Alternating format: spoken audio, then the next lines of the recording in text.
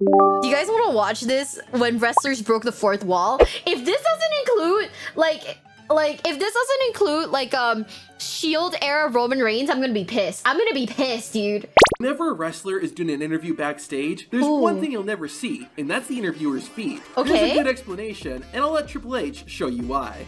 The big question is, why don't you wear shoes when you do these? I don't have an answer for that. Oh, John Cena breaks the fourth wall like nobody else, as you will see throughout this video. When the leader of the C Nation returned in 2023, he got a visit from Austin Theory. Cena roasted Whatever happened to Austin Theory? so hard that he broke the fourth wall. You know what? I'm not going anywhere, just like that bald spot on your head ain't going anywhere. I would so much rather be bald than have them pipe in fake crowd noise for my matches because nobody cares. Damn! In case you're wondering, yes, WWE actually does play crowd sound effects during matches. One thing that every wrestling fan knows is that in WWE, there are cameras everywhere. Sometimes there's a logical explanation for why a camera catches a backstage instant, like when a wrestler is getting interviewed. However, most of the time, wrestlers and fans are supposed to pretend like there isn't a camera following the wrestlers around. However, during Dean Ambrose's phase as an interviewer, he made a funny joke about this weird part of WWE. This wasn't scheduled. No one told me about this. Well, there's cameras in here.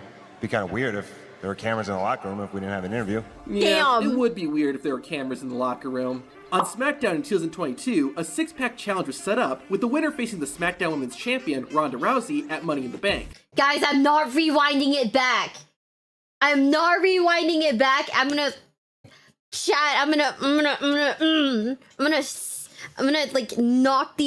knock the horny out of you guys. What the hell? No. Watch a video in your own time and take a screenshot. How dare you? Huh? Aaliyah was one of the participants, but she didn't come out when her music played. As it turned out, Shotzi had locked Aaliyah in the locker room, as well as someone else. Oh. Shotzi locks Aaliyah and a camera operator in the women's locker room. She's unbelievable. The biggest unanswered question in WWE history is who threw the pie at Kevin Owens.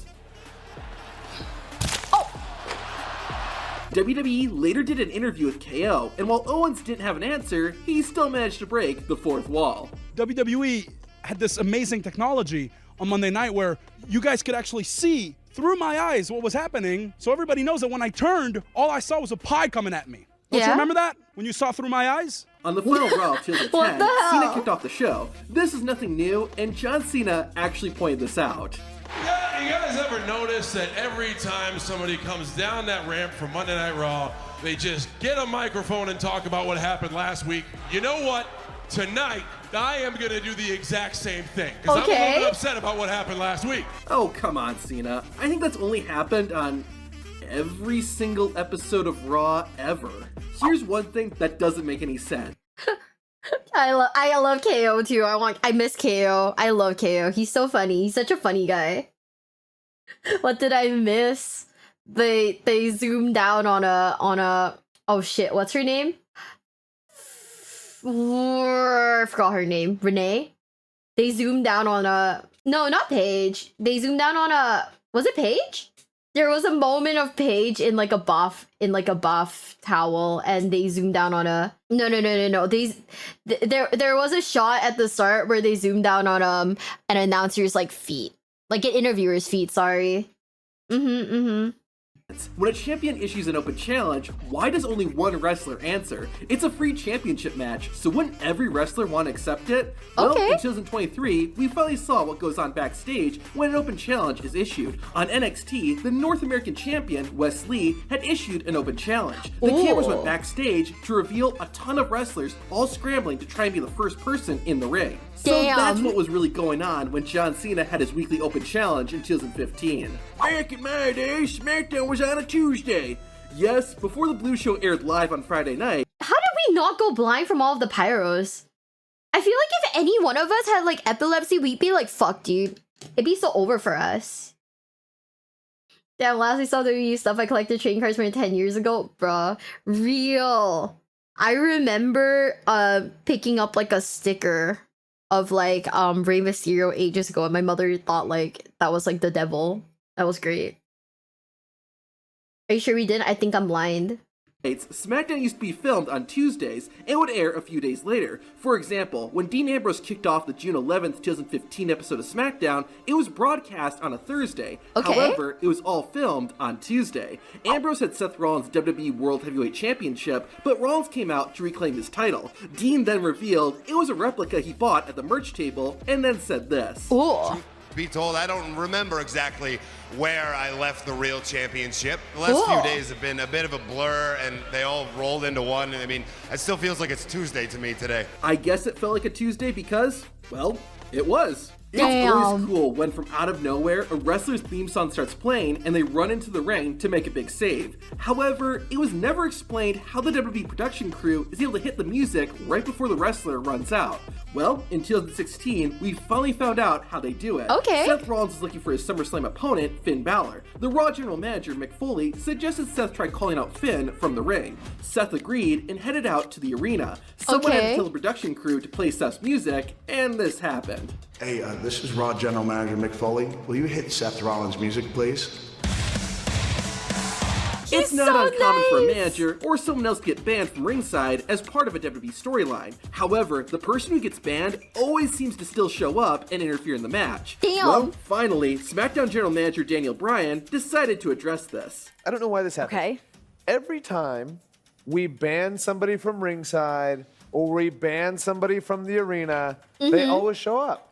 Can we not afford good security? There needs to be some other steps. We are $1 billion. Real. Example, a fan who doesn't have a ticket can't get in. But look, I mean, when your face is kind of your security badge to get into the building, even when you're James Ellsworth, you're going to get in. Maybe all the security's just not being alerted to this. I don't know. I think we do a fairly good job of alerting people. Either that or we need better alerters. We need better alerters and we need better security. More alerters. We've got to get on this. But either way. If you see something, say something. Here's how you win the Royal Rumble. Don't get eliminated and try to eliminate as many other competitors as possible. It would make sense then, if you see one wrestler trying to eliminate another, that you should work together and get that person eliminated to better your odds of winning. Despite this, in every single Rumble match, wrestlers will save someone from being eliminated by attacking the person who is doing the elimination. It doesn't make any sense. But that's true. Suspend their disbelief. However, during the 2023 Royal Rumble, commentator Corey Graves finally snapped. I'm gonna vent for a second. What we just saw happens in every Rumble match and it drives me up a wall. If somebody's in the process of getting eliminated, why would you go and try to eliminate the person who's trying to eliminate the other person? Well, because it's stupid. Well, you're trying to, I guess, add to your record, right? Or no, it's about WrestleMania. After turning face in 2003 and becoming a good guy, fans have been demanding that John Cena turn heel and become a villain again. No, like, we just want to let you know I'm playing Neo 3 while listening to your stream. I can give my real protag a womb tattoo. Are you telling me that I can put a womb tattoo on my character in Neo 3? Might have to play it. Hi besties, it's me, Miwa, and if you're enjoying today's video, please consider subscribing, okay? Like, please, please, please, please, please, please, please, please, please, times a billion. I'm like, really asking this of you, ne? I didn't even think about that. I mean... Well, the night after WrestleMania 29, Cena gave the people what they wanted. Literally. What did they want? I got it. How about a little heel turn? That's the closest we ever got to seeing John Cena turn heel again. Lies. The Undertaker 2025. wasn't one to break the fourth wall, given his character, but he did do it once. During a backstage interview, the dead man said this. Well, listen to this, Rock. I want you to get your TV writers that write all your comedy stick for you and get them to write you a eulogy. Undertaker was not lying. The Rock, like all WWE wrestlers, had writers come up with the stuff he said on the mic. Here's a little WWE secret. Whenever they need people to play security guards, medical staff, Adam Rose's Rosebuds, or stuff like that, WWE usually gets local wrestlers who haven't been on TV to play those parts. You'll even sometimes see the same person playing completely different roles. On Raw in 2014, Dean Ambrose got confronted by a group of security guards and made this comment. I don't know though, are you guys real security? Because I could have sworn you were Rosebuds last week. The contract signing is one of the most iconic WWE moments. This helps add drama and tension to any match, which is why we've seen it so many times. Of course, since it is wrestling, it's tradition that the two wrestlers end their contract signing by fighting. In 2011, John Cena and CM Punk were doing a contract signing for their match at SummerSlam, and the best in the world made this comment. I mean, when's the last time we had one of these contract signings that didn't end in some sort of horrible physical calamity. We Damn. can flip the table over and we can all start beating each other up. I'm happy to say the table did eventually get flipped over. Years later, we got another Damn. contract signing, this time between Seth Rollins, Randy Orton, Roman Reigns, and Dean Ambrose. All of a sudden, Ambrose got up and started moving the table and said this. We all know how this is gonna end anyway. I call dibs on the table. In November 2006, Raw started with Ric Flair, Triple H, and Shawn Michaels taking on all 5 members of the Spirit Squad. Despite the disadvantage, the Spirit Squad. HBK, and the Nature Boy were able to defeat the group of male cheerleaders. Afterward, Triple H and Michaels threw the Spirit Squad into a box that was being sent to OVW in Louisville, Kentucky. OVW stood for Ohio Valley Wrestling and was WWE's development system at that time. In real life, all the Spirit Squad members were going back to OVW for more training, so seeing Triple H and HBK do this was very meta. Oh, that's kind of cute. This fourth wall break comes from TNA or Impact Wrestling, but it's too funny not to include. Okay. So for a little while, whenever they showed a backstage segment on Impact, it was always filmed like the cameraman was hiding. That explained why wrestlers would talk openly because they didn't think anyone was there. Well, except for one incident. It's 2 of us against 1 of you. You know what? The only witnesses is the cameraman. And I know I could kick his ass. Damn, I run.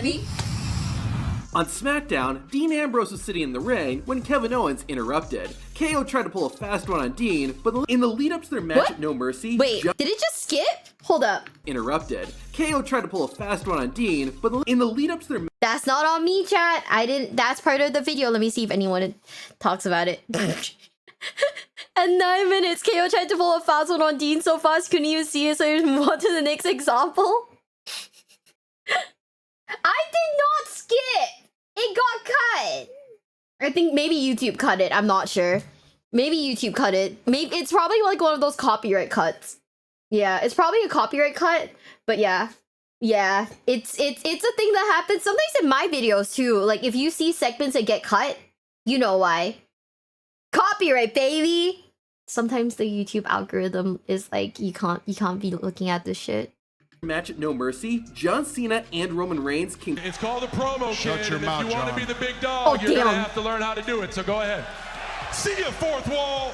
Just like other people on TV, WWE wrestlers will sometimes write notes on their wrists so they remember what to say. When The Rock returned to WWE in 2012, he spent a lot of time talking in the ring, usually about his WrestleMania opponent, John Cena. During one episode of Raw, the camera caught notes written on the Great One's arm. John Cena later came out to confront The Rock. Cena said some pretty standard things about his opponent, but then he added this. I don't need words like respect and loyalty to trend worldwide, just like I don't need my notes for my promo on my wrist. Some people say that The Rock writing notes on his wrist was fake, and it was just to give John Cena something to roast The Rock with. However, that does not explain why Stephanie McMahon did the same thing. Find out what I'm talking about by hitting the video on screen. Damn.